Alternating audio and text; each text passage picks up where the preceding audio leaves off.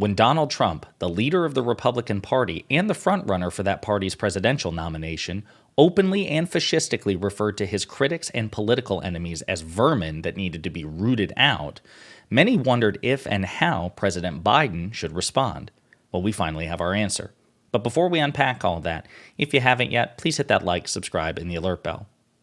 All right, folks, I'm going to play a couple of clips here, but just as a quick refresher, this is what Trump said about 3 days ago, and then we will unpack the rest. Today, especially in honor of our great veterans on Veterans Day, we pledge to you that we will root out the communists, Marxists, fascists, and the radical left thugs that live like vermin within the confines of our country, that lie and steal and cheat on elections and will do. And he goes on and on like this. It's typical Trump, except, again, he's finding new and creative ways to openly display his fascism. Okay, this is unlike anything we've seen from previous Republican leaders, Republican presidential nominees, and there's no hiding it. He's not concealing it. He's not some sort of Machiavellian mastermind like, Littlefinger or Emperor Palpatine. He's openly telling us what he is and what he thinks of people who criticize him and oppose him politically. Now, again, people were wondering, how should President Biden respond? As a matter of fact, this was Jen Psaki, who is now an MSNBC host, but she used to be President Biden's press secretary, interviewing former members of President Obama's administration, Jon Favreau and I think Tommy Vitor, who now run Pod Save America. They were discussing this. Okay, this is what Trump said. How should President Biden address it? John, I'm going to start with you because this is a full circle moment kind of for President Biden. He started his 2020 campaign with an announcement video about the white nationalist march at Charlottesville. If anything, Donald Trump has only become more dangerous. We're literally here talking about him echoing Hitler and Mussolini. That's the conversation we're having because it's so important for people to know about. But I think the question here is, what should the Biden campaign, they had a statement from the White House, but what should the campaign be doing about it? It's almost whack-a-mole with how many crazy things and horrifying things are coming out of Trump's mouth. It is, but I think I was glad to see the statement come out of the White House and a statement from the campaign. I actually think that the president should address this next time he has the chance to do so. And I realize probably hard to do that from the Rose Garden or the White House, but next time he's at a campaign event, I'm sure a reporter's going to ask him about it, because I think that nothing clearly lays out the stakes of this election more than what Trump said in that speech and what he's planning to do and the plans he's laid out. And Joe Biden, from the moment, like you said, from the moment he decided to run and talked about Charlottesville, his life in politics has been about, making sure that we're in a fight for the soul of the nation and that we're trying to save democracy. And it's never been more important than now. And I think he has to lay out those stakes very clearly and as often as possible. I completely agree. Listen, the fact of the matter is the president is a professional politician, and he's surrounded by professional political strategists and campaign advisors who obviously know what they're doing. That's not to say that they're automatically correct. It's not to say that we can't criticize it. But there is this idea that President Biden has basically been pulling his punches, that he's been avoiding a direct confrontation with Trump, perhaps because he doesn't want to legitimize Trump, perhaps because he doesn't want to give Trump the light of day. And I understand that, but the fact of the matter is we're getting closer to the election, and Donald Trump is the front runner, whether we like it or not. And probabilistically speaking, he will be the Republican nominee, and in 2024 will be a rematch between Joe Biden and Donald Trump. So Biden does have an obligation, I would argue, a moral and political obligation, both as a political candidate and the president, the sitting president, to respond to this, especially with, as Jon Favreau pointed out, Biden, he publicly said that the reason he decided to run in 2020 was because of Trump's rhetoric surrounding the Charlottesville neo-Nazi march, okay? So this actually has a continuity here. It's like thematically appropriate, okay, that he felt that Trump was too rhetorically close to fascism in his first term, and now he's getting ever closer still. He's, again, finding new and creative ways to do it. Well, Biden did actually respond. We don't have video footage. I hope it eventually is produced, but he was at a fundraiser in San Francisco on Tuesday, And he publicly commented on not the White House, not the campaign, but Biden himself.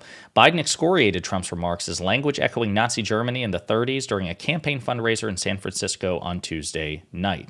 Nazi propaganda referred to Jewish people as vermin who needed to be extinguished for plaguing lands, comparing them to rats that spread diseases. And that's what historians, as we discussed in the previous video, political scientists and historians said Trump's rhetoric is the same sort of dehumanizing rhetoric that was used by fascists and authoritarians. In just the last few days, Trump has said if he returns to office, and this is a quote from Biden, he's going to go after all those who oppose him and wipe out what he called the vermin, quote, the vermin in America, a specific phrase with a specific meaning. It echoes the language you heard in Nazi Germany in the 30s, and it isn't even the first time. Trump also recently talked about, quote, the blood of America is being poisoned.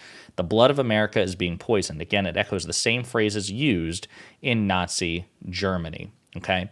So, again, that's something. The fact that the president is actually talking about it very explicitly. I hope he actually gives a speech about it. I hope he gives like a televised or public remarks on film, on footage, because this is important to address. Now, I'll also want to point out, because I mentioned this before, the media doesn't know how to cover Trump, in my opinion. I don't know. I should say the media doesn't know how to cover Trump with a degree of moral responsibility. Someone pointed this out on Twitter, and it's so fascinating to me. This is, again, the New York Times, right, which is widely perceived to have a liberal bias.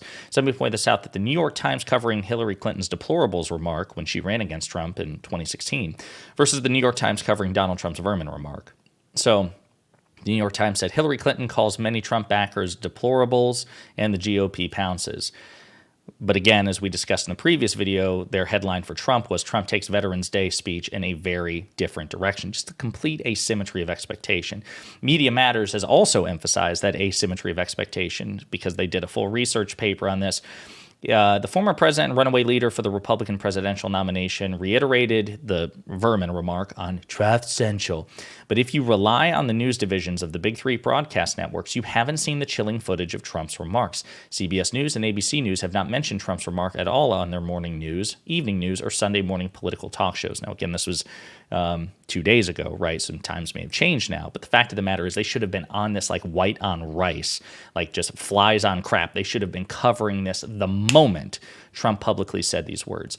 NBC News did not discuss them on its morning and evening news broadcasts, and Meet the Press sole coverage consisted of Kristen Welker reading the comment to Ronna McDaniel, which we also discussed in a previous video. Moreover, Fox News only spent 4 minutes on Trump's vermin rant, repeatedly downplaying the remarks, okay? I'm not going to play this whole thing because it's a 2-minute exchange, but Bret Baier, who is allegedly one of their straight news hosts, he's not like Laura Ingraham or Tucker Carlson, he asked Bret Baier about it.